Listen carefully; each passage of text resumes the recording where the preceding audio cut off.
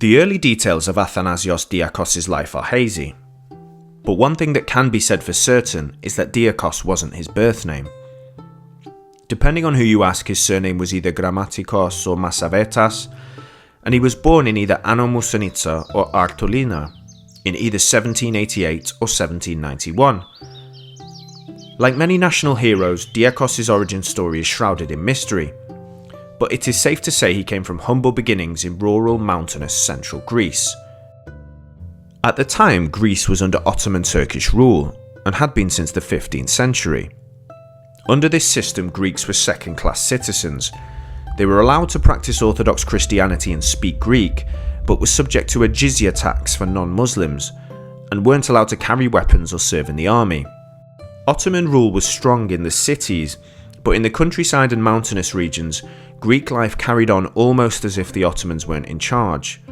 It is in one of these areas that Athanasios Diakos was born.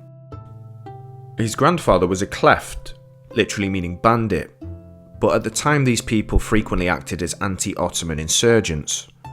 However, young Athanasios decided to go down a more holy route, and was sent away by his parents at a young age to the monastery of St. John the Baptist for his education.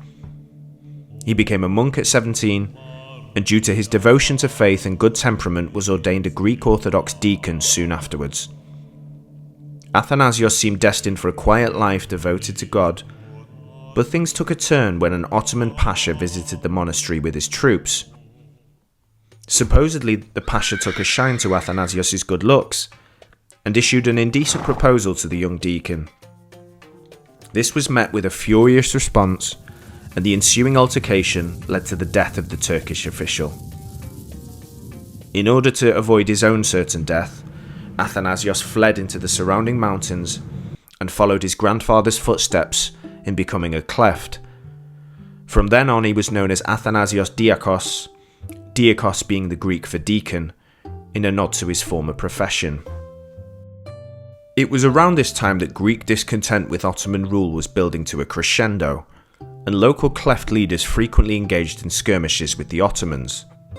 Diakos immersed himself in the kleft underworld, fighting against the Ottomans, and became affiliated with Philiki Eteria, meaning Society of Friends, who were a secret revolutionary organisation whose sole purpose was to overthrow Ottoman rule in Greece.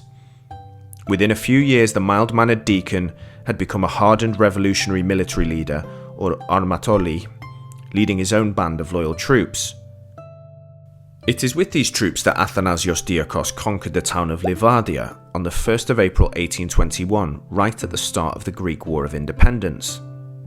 The local Ottoman ruler Hursid Pasha sent two of his most competent commanders with a force of 8,000 to reclaim the town. They were to put down the revolt in Livadia before going on to lift the siege at Tripolitsa. Diakos and his band, on the other hand, numbered only 1,500, but still decided they were going to halt the Ottoman advance by taking defensive positions near Thermopylae. This was a powerful move both practically and symbolically, as the narrow pass at Thermopylae represented the site of the legendary last stand of the Spartans and their Greek allies against the vastly larger forces of the Persians under Xerxes I. Athanasios and his Greek freedom fighters will have undoubtedly been aware of this, and will have wanted to invoke the warrior spirit of their Hellenistic forebears in attempting to halt the hostile invasion of a numerically superior eastern foe. The Greek force of 1,500 was split into three sections. The first was to defend the bridge at Gorgopotomos, the second the heights of Halkamata, and Diakos headed up the third on the bridge at Alamana.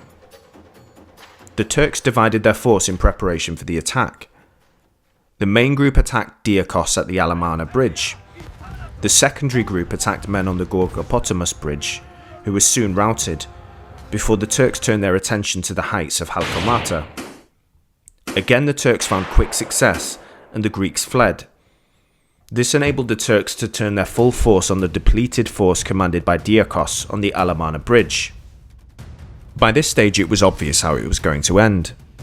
The Ottomans lost a few men in their initial assaults, but wouldn't have been far off the 8,000 they started with. This force faced down what was now a few hundred men defending the bridge with Diakos. Buskos, who was fighting alongside Diakos, implored him to withdraw to safety, but Diakos, embodying the spirit of his Spartan forebears, chose to stay and fight to the death with 48 loyal men. They put up a desperate hand-to-hand struggle for a number of hours before the Ottomans overwhelmed them. Diakos, carrying multiple wounds, was only captured when his sword broke. Diakos was then brought before Omer Vrioni, the lead Ottoman commander, who as a military man was in awe of Diakos' efforts, and offered to make him an officer in his army as long as he converted to Islam. Diakos refused without a moment's hesitation and replied, "I was born a Greek and I will die a Greek." Angered at this, Vrioni condemned Diakos to be impaled. This was a means of execution and torture in the Ottoman Empire at the time. It wasn't uncommon for criminals to be roasted alive over a slow fire, impaled, and then skinned alive. This was as much a method of psychological warfare as it was an execution, and the visibility of impalements in Greece in the early 1800s would likely be lodged in the memories of any captured klefts. Longitudinal impalement was the favoured Ottoman method, and involved a vertical stake or pole piercing the entire length of the subject's torso. I'll let you imagine where it entered. Diakos would have known that this would likely be his fate, but still chose it gladly over compromising on his morals. The Ottomans ordered Diakos to carry the sharpened pole which was to impale him, but Diakos threw it to the floor. As he was then led off to be impaled, onlookers heard him sing, "Look at the time death has chosen to take me. Now that branches are flowering, now that earth sends forth grass." The audience would have understood this as a metaphor for the Greeks' uprising against the Ottoman Empire, and it will have galvanized the Greeks around him. Diakos here is the true embodiment of a hero. To struggle against insurmountable odds for the cause's sake, and then to accept death without fear, knowing that you have done all you can. Diakos will have endured extreme pain during the impalement, as it could take days for the subject to die. But oral tradition mentions that he was mercifully killed by a Greek mercenary the following day. One hopes so. The Ottomans sought to strike fear into the hearts of the revolutionary Greeks by impaling Athanasios Diakos, but it had the opposite effect. Diakos was seen as a martyr for his last stand and the courage in refusing to betray the cause when he had a chance to survive. This defiant last act undoubtedly spurred on the Greeks to reclaim independence, and they did so in 1829, 8 years after his death. A monument to Diakos now stands at the bridge near his famous last stand at Alamana. One of his two alleged birthplaces also, the village of Ano Musonitsa, was renamed to Athanasios Diakos, and remains eponymously named to this day. Thank you for watching, and to any Greek people who watched, apologies for any bad pronunciation. Yamas.